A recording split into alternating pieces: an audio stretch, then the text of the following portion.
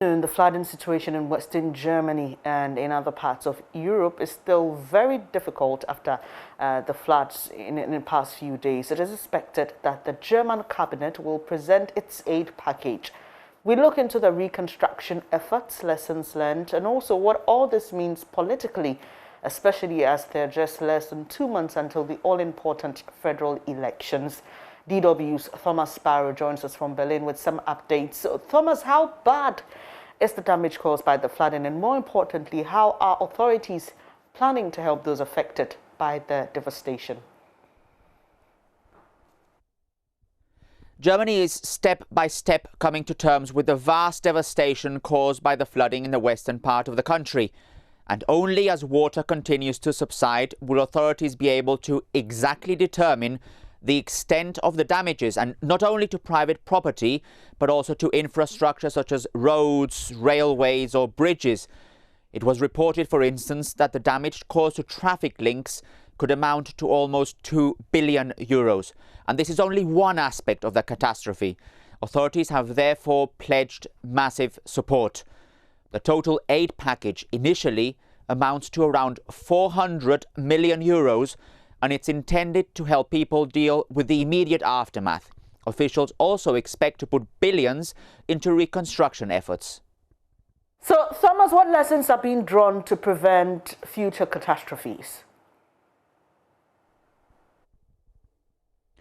Amid the aftermath, questions are now being asked about how well prepared Germany was to deal with such a catastrophe. There have been reports that warnings had been issued in advance, but that they hardly reach residents in the affected areas. This has led to a debate about how to better prepare for such disasters in the future, especially as climate experts warn that they could become more and more frequent because of climate change. Authorities have in general rejected criticism that they didn't do enough to warn locals, but they have also said that they're open to discussing improvements. Some of the issues being discussed include cell broadcast flood warning systems, more sirens, and also better coordination between national and local authorities. So Germany is heading to the polls in just 2 months. How is this disaster affecting the race to replace Angela Merkel? Well, essentially, the floods have put climate protection back at the center of the political debate.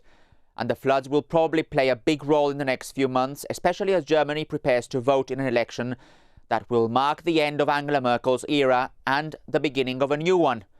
Armin Laschet, the Conservative Chancellor candidate, has led in recent opinion polls and could benefit if he demonstrates his leadership as the state premier of one of the most affected areas.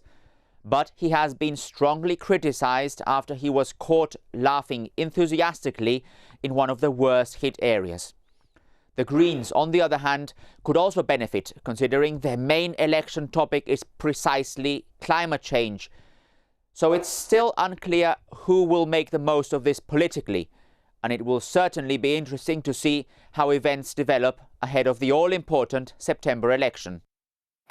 That was DW's Thomas Sparrow joining us from Berlin.